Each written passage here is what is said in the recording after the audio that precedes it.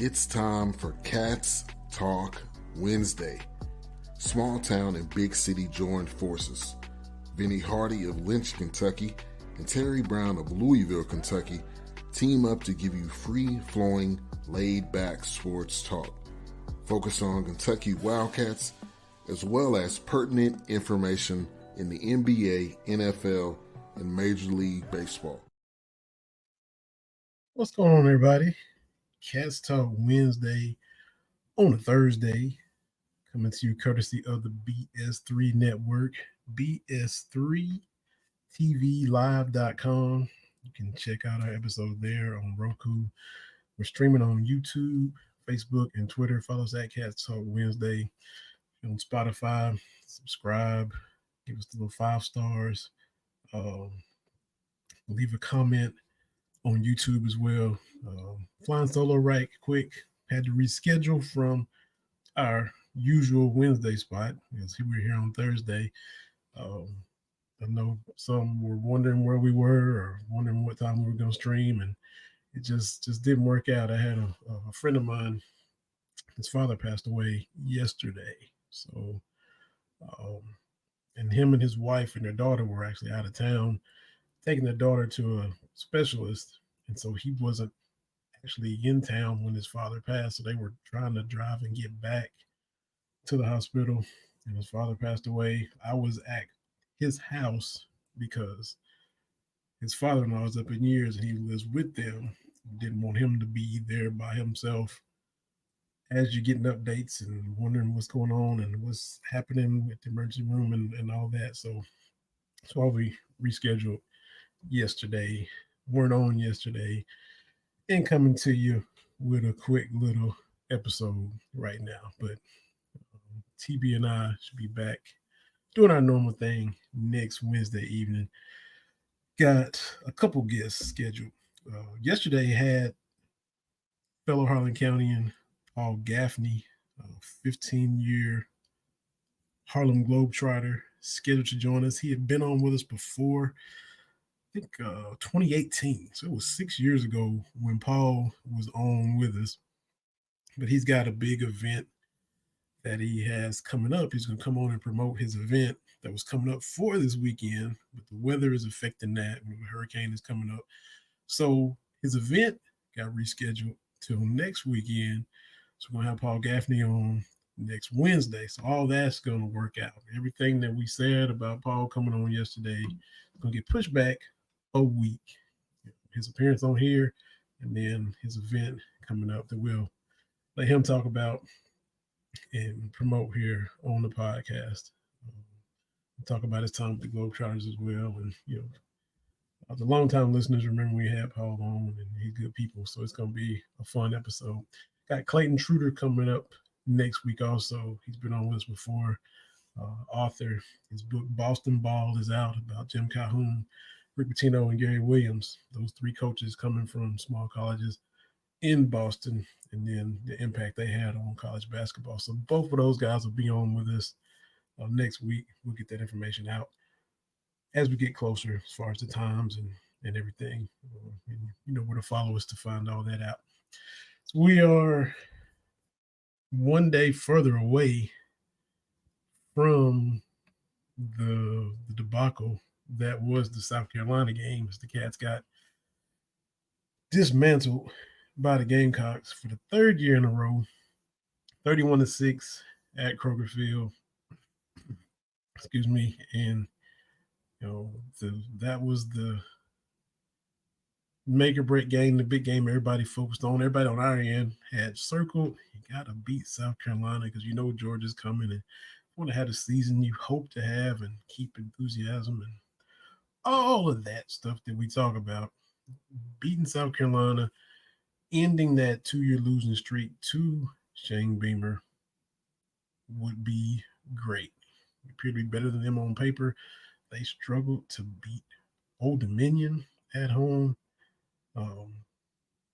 So their offense was looking real shaky. Lamont Sillers wasn't looking great. And then they come in Kentucky offensively. We saw the game. We saw the protection issues. We saw Brock Vandegrift running for his life. We saw 10-6 get out of hand and become 31-6, and everybody's shaking their head and restructuring expectations and their outlook as far as the season's going. So we know the challenge with Georgia coming in this coming weekend. So we'll see what happens at 7:45. But yeah, real just deflating. Uh, Terry talks about it a lot. Y'all know when he's on here, he just doesn't want to be just don't be embarrassed. Don't um, let it be where he's always having to clean his house. And speaking of a listener, Chris, who listens on the Autograph app, I remember us talking about that. Chris texted me when the game was going on. He said, "Man, this is hard to watch." He said, "I bet TB's house is spotless because y'all know whenever the game gets close, TB is doing his house cleaning." So it ended up being hard to watch all day because Kentucky didn't match South Carolina, and then they ended up getting embarrassed. So we saw what happened, and now we got Georgia coming in Ohio and Ole Miss. So we'll see if they can turn things around and kind of salvage it and get a grip again since the grip was lost against South Carolina. We're also going to talk about Jaxon Robinson as well. We'll flip it to basketball here in a few minutes. Since we were on last, speaking of basketball, Jasper Johnson, rather, announced his commitment to Kentucky. Legacy recruit. So his father, Dennis, played football for Kentucky. His grandfather, Albus, worked as an administrator for UK right there in Woodford County. And just the fact that Kentucky was so behind coming in because the previous staff didn't have a relationship with Jasper Johnson. He was looking elsewhere. Alabama, UNC, Arkansas, other places had relationships with him established because they were trying to recruit him. So for Pope and Company to come in and be behind, make up all that ground while building a team for this year to still get him in the fold for next year, along with Malachi Marino, two big time players right here in Kentucky. You got Great Crossing, you got Jasper and Woodford County. He's at overtime elite now. So to pull that off, it was really great to see. And like I continue to say, once they actually play games, and then if you see guys having success, that's just gonna boost things even more. Because I'm of the opinion that there's still some guys that are, well, I'm just gonna see what Pope does at Kentucky. The jury's still out. I'm just gonna wait and see. If they wait and see, and then like what they see, it's just gonna increase things even further. We had Coach Alvin Brooks III on a couple weeks ago, and he said, got a lot of young men interested in the Kentucky basketball family. He said that just matter of factly. And this is still with no games played. This is still being behind. This is still building this year's team and trying to get caught up on next year as they multitask and do so many different things. So, reason to be optimistic. There's also reasons, I think, for the team and for individual players to have chips on their shoulders. Forget the publication. I forget the listing. Michelle said she's been waiting all night. Yeah, Michelle, we did have to reschedule.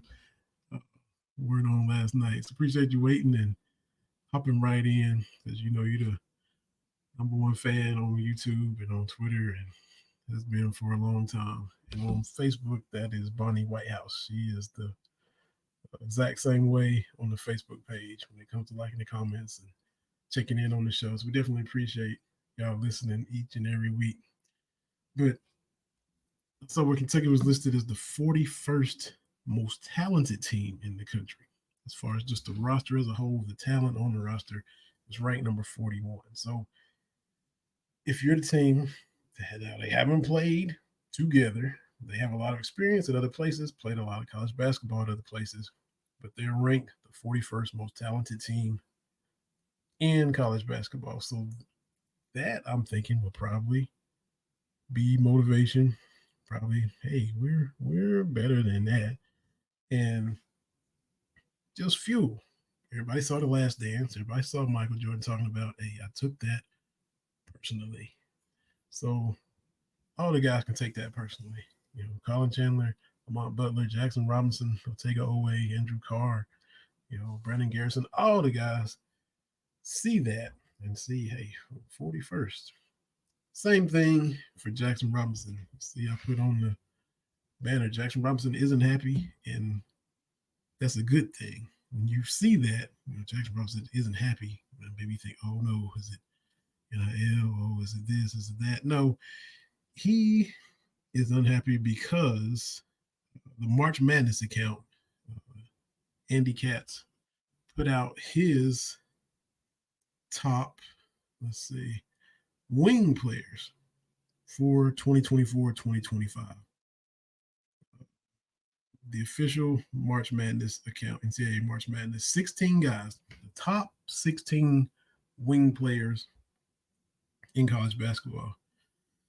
So is Jaxon Robinson not on the list? Did he get completely snubbed? No, he did not. He is on the list of 16. Andy Katz has him ranked number 10, 10th best wing player in the 2024-2025 class. So he's in the top of the bottom half, if you will. And Jaxon Robinson quote tweeted the NCAA March Madness account and just said, keeping receipts with the laughing emoji, laughing, tears. So I like seeing that. The fact that he's on the list, he's top 10 on the list, and it's still ticked that, hey, there's 9 dudes that they ranked ahead of me on this list of 2024-2025 wings in the country. Any little bit of motivation. He's out to prove that, hey, they got me wrong. They got John L. Davis, who transferred to Arkansas, who was at Florida Atlantic. Cooper Flagg, number 1. He sees all these guys ahead of him. Flagg hasn't played in college ball yet, and he's the top wing in the 2024-2025 group of wing players. So I like the fact that Jaxon Robinson saw that and said, hey, I'm keeping receipts. We see Vince Merrill do that a lot.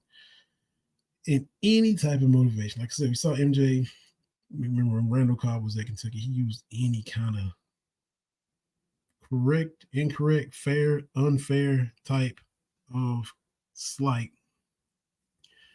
disrespect, perceived, real, imagined, whatever, as fuel, as motivation, just to, hey, I'm going to use this. I'm going to let this drive me, let this motivate me. So cool to see. That's how Jaxon Robinson feels about his placement on Andy Katz's list. So we'll see them on the court real soon. It's going to be, football season's already here. Basketball is on the way, so it won't be long at all. Let's see. We look, y'all know that Steve and I don't agree on anything outside of Kentucky. So get him back on here because we're talking about our Cowboys and our 49ers.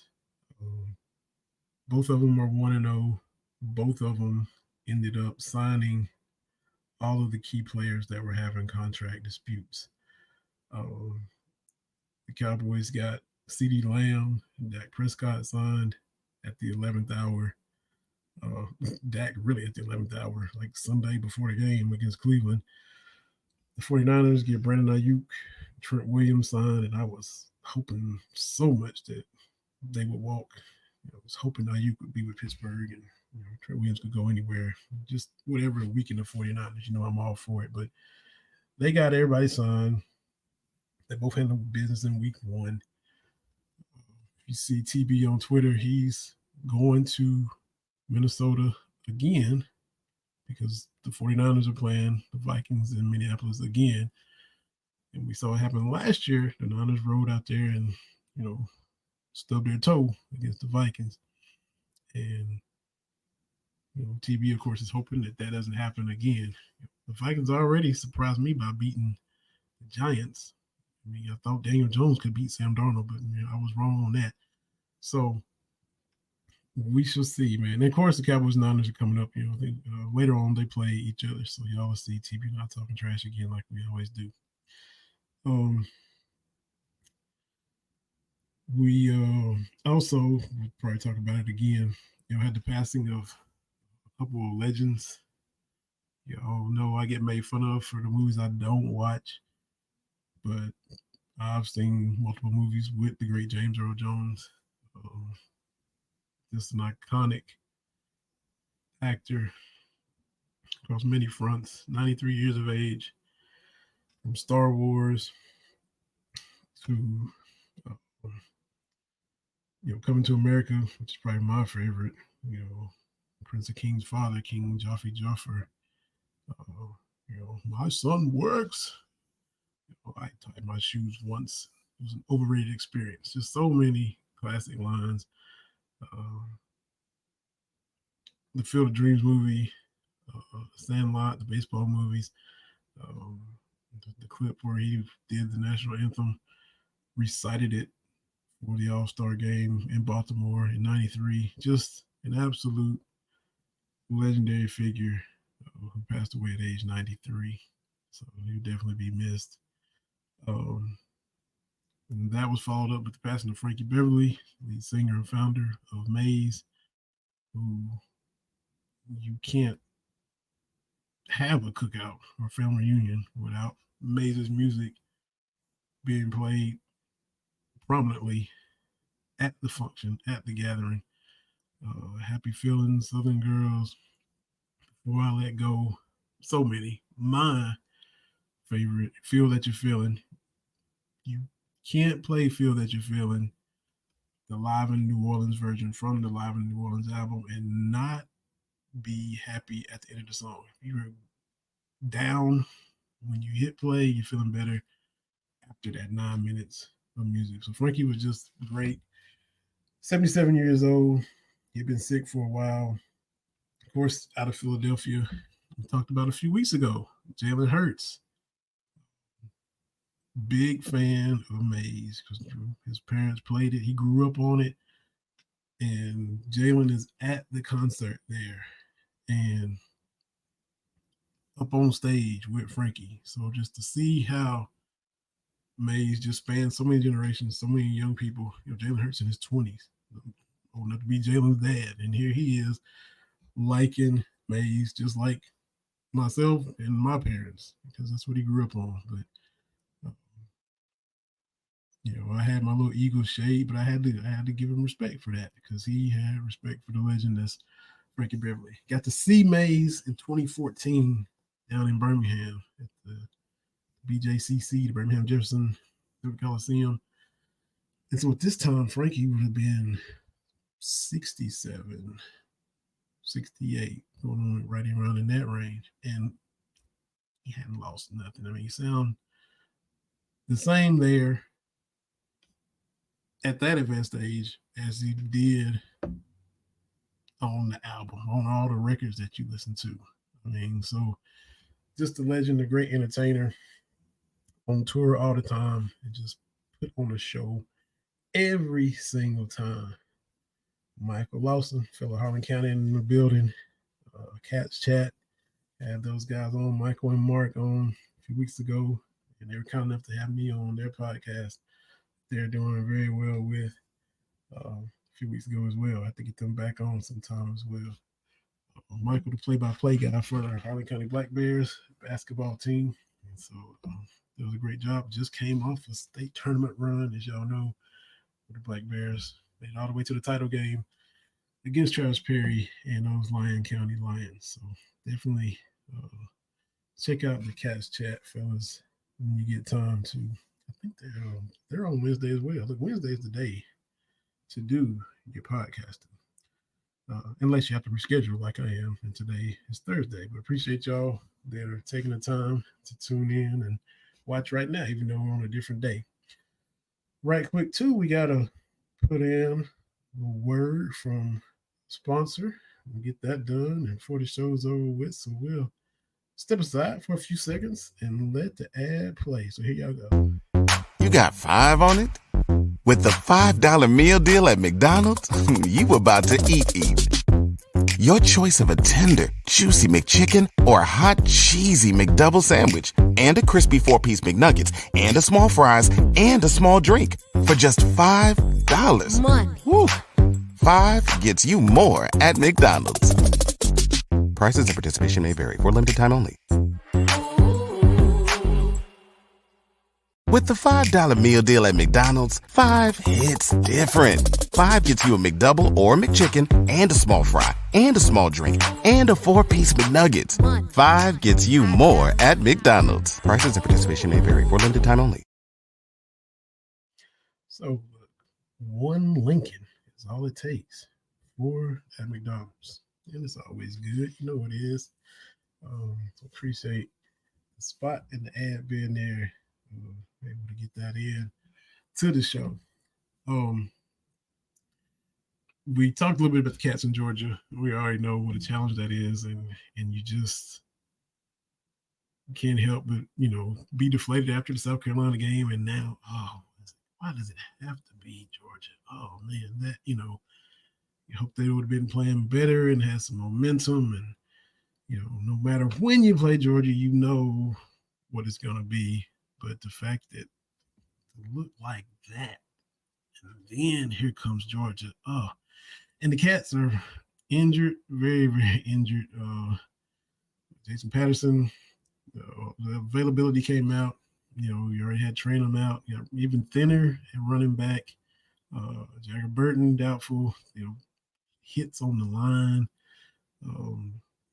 Georgia's edge rusher looks to be out, which is a blow for them. But look, they got depth for days, and they're coming in a lot healthier and in better shape, health-wise, than Kentucky is. So, man, just you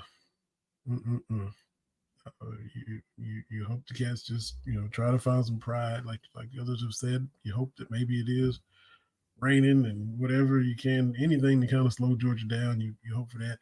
You also know the history. You can't look at last year because Georgia blew Kentucky out. Brock Vandegrift got some burn. Who's he's now Kentucky's quarterback. It was out of hand so much that he got to play quite a bit in the second half against Kentucky. But you look throughout, the Stoops era and these years of this losing streak to Georgia, there's been some times where the Kentucky's played them close. You had the 21-0 game in Athens. Again, I think it was raining to beat the band that night. And C-Rod drops a touchdown early on. The game is still, I think Georgia's up 7-0, 14-0. And C-Rod drops a touchdown, hits him right in the stomach. And you never know, how that could have changed things or the complexion of the game, how it would have gone differently had he hauled that in. You had the 16-6 game in Lexington. Again, this is when Georgia is Georgia. They won, but 16-6, probably a lot closer than the majority of human beings paying attention to that game would ever thought it would have been. Michael Lawson, I hate this game for Vandegrift, hoping he could have had a great game before Georgia. Absolutely. I'm going to put too much in himself being against his former team. Yeah, you want to show out and maybe want to do too much, or and him being so inexperienced too. You hoped he would have had that little stuff ironed out. The staring guys down, the looking and locking in on receivers. We saw that against Southern Miss, which led to the pick, led to the tip, deflection, interception. Then we saw him have a pick six that was dropped against Southern Miss. And you just hope that, hey, he could have had, some good reps, some good play to get the confidence, to get those good habits that you don't even realize you're staring a guy down, just clean all that stuff up. But he's coming off a game where, first of all, he's running for his life practically every play. And you're 3 for 10 for 30 yards. And that's what's happening when you're fixing to play Georgia. So it's just, you just absolutely hate it that it's that way. But like I'm saying, maybe you hope, like I said, the 21-0 game, the 16-6 game, the game with Will Levis in Athens.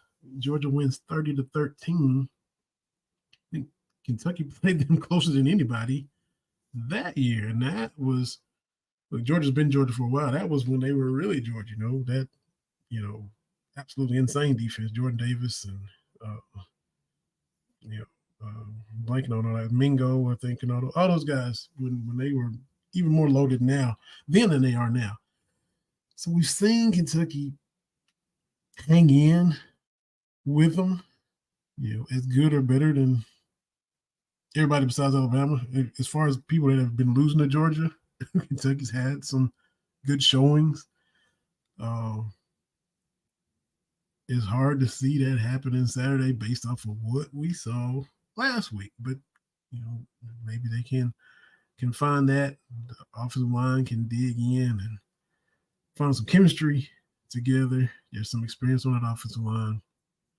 And just look, hey, you're going up against Georgia, just, use the Eminem, one shot, one opportunity, and go play loose and free and let it all hang out. We'll see if they're able to do that.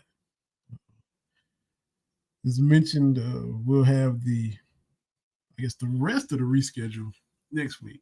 Paul Gaffney is going to be on with us, from Benham, Kentucky. Played at Tennessee Wesleyan, went on to play 15 years with the Harlem Globetrotters. So if you go back, type in Cats Talk Wednesday, Paul Gaffney, you can find the episode when he was on with us. A lot of the cool things we talked about, a lot of cool things he's done throughout his career. We'll pick up with that, talk about some of that again.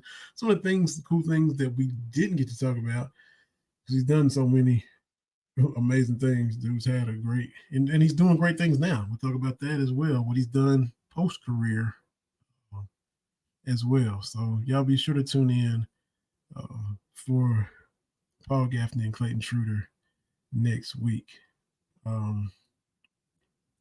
One thing, too, that was perplexing, we saw in the South Carolina game against Kentucky, they had, the 4th and short, and they're able to draw Kentucky offsides. Mark Stoops said Monday at his noon press conference that formation that South Carolina was in, he didn't even know it was allowed, where there's somebody under center, but then the person lined up behind them can actually clap. And he was saying that's some of what maybe caused Kentucky to be drawn off sides. He said he didn't know that was allowed. So I'm like, is this a new rule that was changed and he didn't know, or has it been a rule for a while? He still didn't know. So I was wondering, I was a little curious about, that as well. He wasn't asked that. And, so I'm just a little head scratching as far as that goes. But we'll hop on over here for now. Like I said, got a little quick Thursday episode in on Wednesday. Appreciate everybody that jumped in and watched on Twitter and Facebook and YouTube. And appreciate you following and leaving the comments. Michael and Michelle, always appreciate y'all. Be back. If all goes well at our regularly scheduled time next Wednesday.